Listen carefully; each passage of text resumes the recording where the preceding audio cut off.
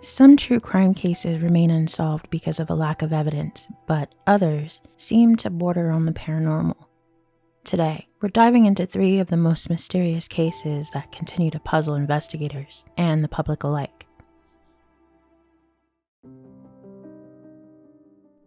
Our first case takes us to Springfield Township, New Jersey in 1972.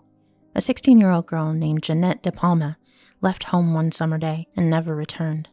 Weeks later, her decomposed body was discovered atop a cliff in a place known locally as the Devil's Teeth. Surrounding her body were strange objects, crosses made of sticks and logs arranged in a strange pattern, fueling rumors of occult rituals. Despite an investigation, no clear cause of death was determined. Some suspected strangulation, but evidence was scarce. Media reports stirred public fear speculating satanic sacrifices, but no suspect was ever identified. To this day, her family and community search for answers. Was this the act of a killer, a cult, or something darker?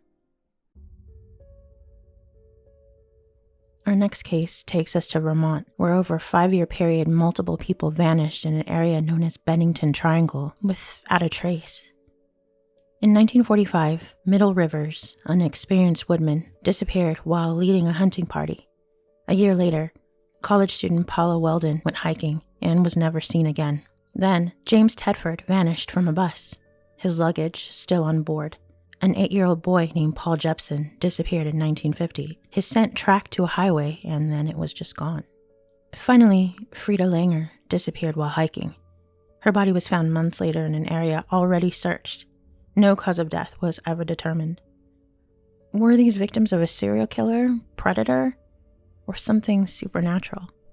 Some believe a portal, a curse, or a presence lurks in the Bennington Triangle, but no one knows for sure.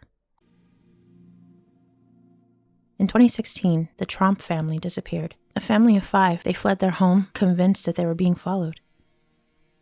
They left behind all of their valuables and technology, and the Tromps drove across Australia in what seemed to be a paranoid escape from some unknown threat. But soon, they began to separate. Their son Mitchell abandoned the trip, worried about his parents' mental state. Later, daughters Ella and Rihanna fled as well. Rihanna was found in a catatonic state in a stranger's truck. Ella was arrested for stealing a car to get home. The mother, Jacoba, was found wandering alone, disoriented. Finally, Mark Tromp was discovered days later in an airport, paranoid and confused. Some experts believe they suffered from a shared psychotic disorder, folie de famille, a mental condition where one person's delusion spread to the entire group, but the family never explained what drove them to flee, leaving only questions behind. Our next case is often referred to as America's Dyatlov Pass incident, a haunting story of 5 young men who ventured into the mountains for a basketball game and never came home. What happened to the Yuba County Five remains one of the most chilling mysteries in U.S. true crime history. The group, aged between 24 and 32, were all close friends from Yuba City, California. They shared a love of basketball and were a part of a team for mentally disabled adults. While all 5 had varying degrees of developmental disabilities or psychiatric issues, they were high-functioning and fully capable of living semi-independent lives. On February 24, 1978, the group drove together in Madras turquoise Mercury Montego to watch a basketball game in Chico, California. Witnesses saw them happily buying snacks after the game, seemingly in good spirits, but then they vanished.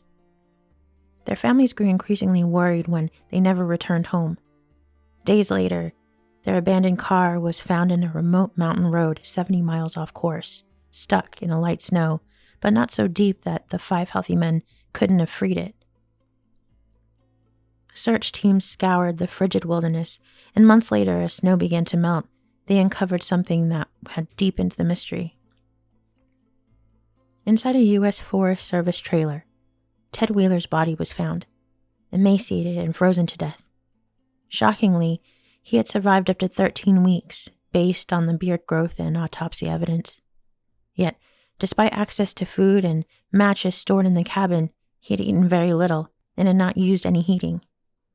Soon after, The remains of Jackie Madra and Bill Sterling were found 11 miles from the car.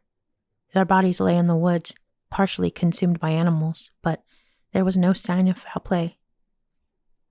Jack Hewitt's body was discovered nearby. Only Gary Mathias was never found, and his disappearance remains one of the greatest mysteries in this case. So what happened? Why would 5 men leave a perfectly functional car to wander into a snowy wilderness unprepared? Several theories have been proposed over the years.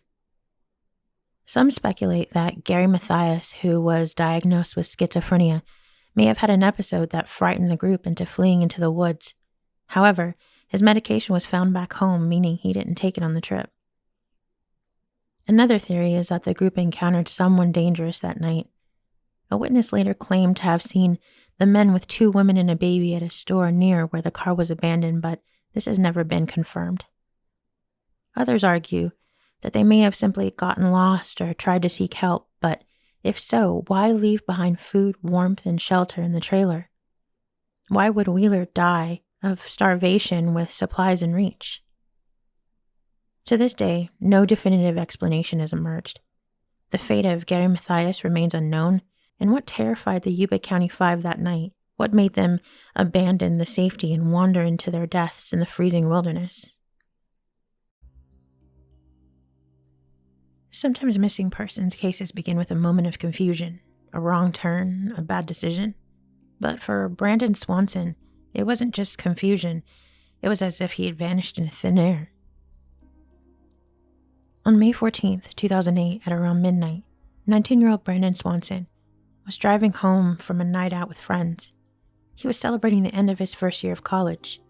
He was not drunk, not high, just a regular guy heading home. But sometime after midnight, Brandon misjudged a turn and drove off the side of the road. He got stuck in a ditch. It was a minor accident. He wasn't hurt.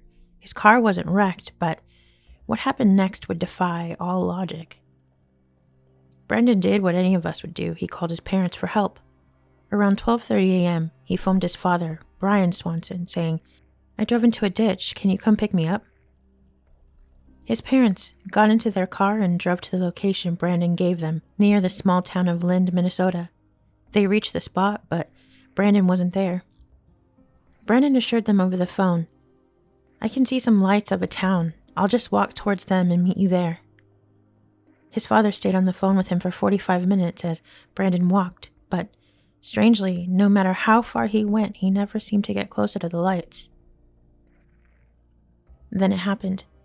After nearly an hour of walking, Brandon suddenly yelled out, "Oh, shit." Then the call went dead. Silence. Nothing.